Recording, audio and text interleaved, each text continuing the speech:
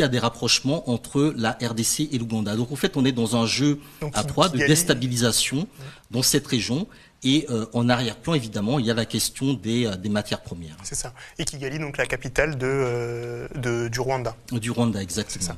Et donc j'espère que c'est quelque chose de très compliqué. Souvent, on a du mal à justement repérer tous les éléments. Et on se dit, on entend M23, Kigali, c'est pas des territoires, en tout cas pour le public français, auxquels on est vraiment habitué, même si la France a à partir avec toute cette histoire. Et souvent, on pense et on voit des Africains en fait qui se battent entre eux, et on se demande si c'est simplement un conflit ethnique ou un conflit justement lié aux richesses minières de la région. Comment est-ce qu'on peut rendre ça encore plus complexe? Qu'est-ce qui se passe concrètement?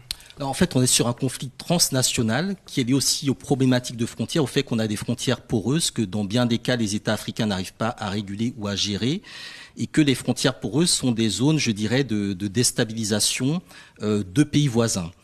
Un autre élément, c'est qu'il y a effectivement une dimension de conflit ethnique dans le sens où on a mis de l'idéologie dans les catégories Hutu et Tutsi. Ce qui fait que ces catégories-là sont vues comme étant... Ouais, l'idéologie, qu'est-ce que tu veux dire? On a mis des représentations, on a produit du racisme, on a produit de la discrimination, on a produit de la haine, qui fait que effectivement le conflit est ethnicisé. Mais dans les faits, ce qui divise effectivement les différents groupes, donc la question, on va dire, ethnique, est effacé par un élément qui les réunit tous, mais absolument tous, c'est la question des matières premières. C'est-à-dire que tout le monde se bat, quelle que soit l'ethnie, quels que soient les intérêts, quelle que soit la position, pour la question des matières premières.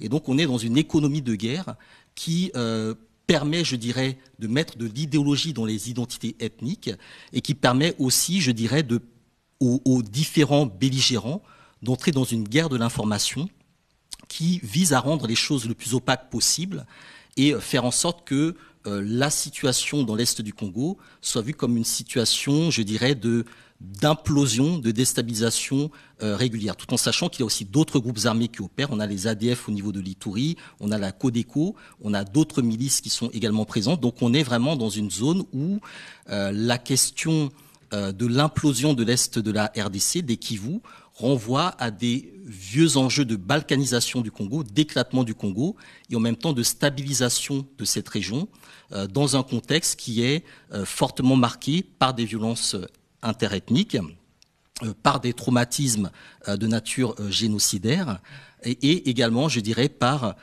une guerre de l'information sur laquelle les puissances internationales jouent également pour opposer Kinshasa à Kigali, nourrir la rivalité entre le Rwanda et l'Ouganda dans le transit justement des matières premières, et aussi jouer sur des rapprochements où on voit bien que les incursions du M23, les déstabilisations sont aussi à relier à la nature des relations politiques entre Kinshasa et Kigali. Et ce sont ces éléments-là, plus un certain nombre de preuves matérielles sur le terrain, comme la manière dont le M23 est organisé, le soutien dont il dispose, et aussi d'autres éléments plus anciens, qui visent à montrer effectivement l'implication des autorités rwandaises dans, je dirais, cette déstabilisation de l'Est de la RDC. Et question encore, pour beaucoup, en fait, que ce soit au niveau donc des dirigeants congolais ou des dirigeants rwandais, on les voit comme les symboles ultimes de la gouvernance ou de la mauvaise gouvernance à l'africaine. Quelle est la responsabilité des élites, en fait, des présidents, des pouvoirs en place, que ce soit au Rwanda, au Congo, puisqu'on sait que ce sont les deux principaux États qui sont impliqués dans ce conflit? Alors, dans le cas du Congo, c'est très compliqué, parce que dès l'indépendance, Patrice Lumumba, qui était un premier ministre légitime, a été renversé.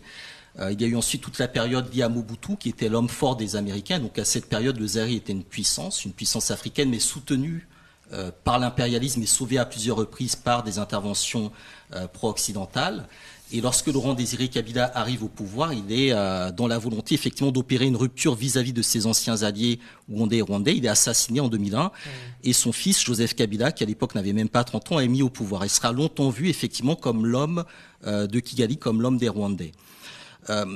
Lorsque Félix Tshisekedi arrive au pouvoir, pareil aussi dans le contexte d'une élection assez particulière, il y a effectivement la responsabilité des autorités, de l'élite congolaise, je dirais, de reprendre en main son pays. Puisque ce qui se passe aujourd'hui à l'est de la RDC se passe sur le sol congolais. Donc c'est la question de l'autorité de l'État congolais, de la gouvernance de l'État congolais qui se pose.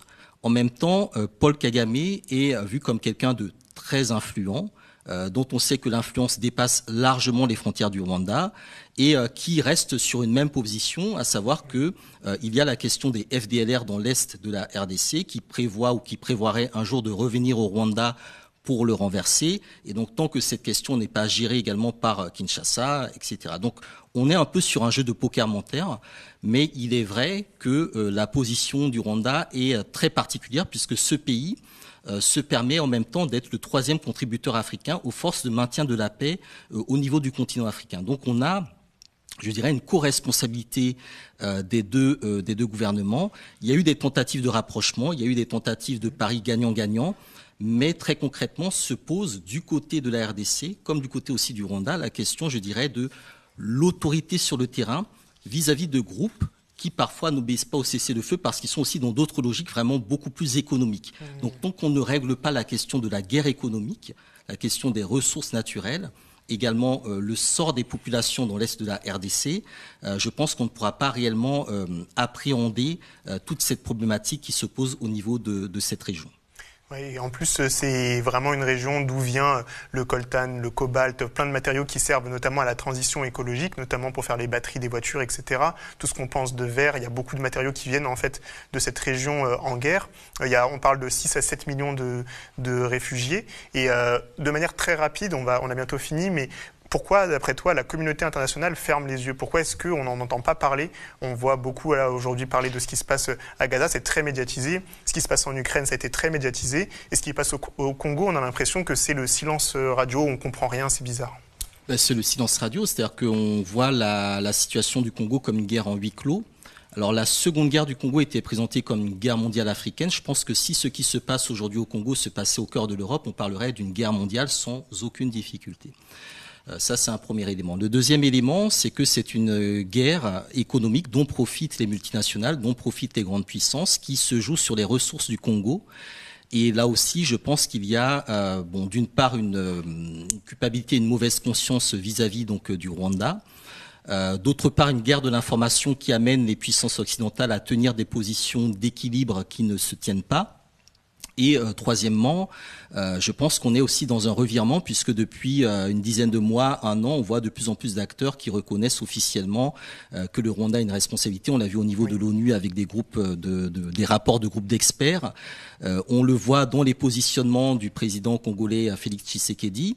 Mais néanmoins, il y a aussi cette nécessité de comprendre que la question du Congo, la crise du Congo, la situation du Congo ne date pas depuis 30 ans. Elle est bien plus ancienne.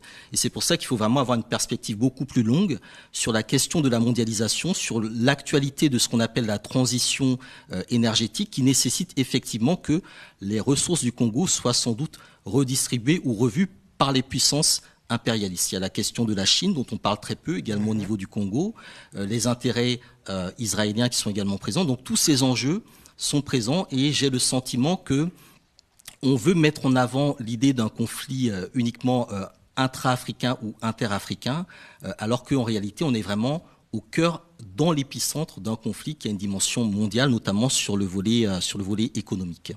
Merci beaucoup Hamzat Boukari Yabara. Tu as écrit le livre Africa Unite et collaboré au livre L'Empire qui ne veut pas mourir, une histoire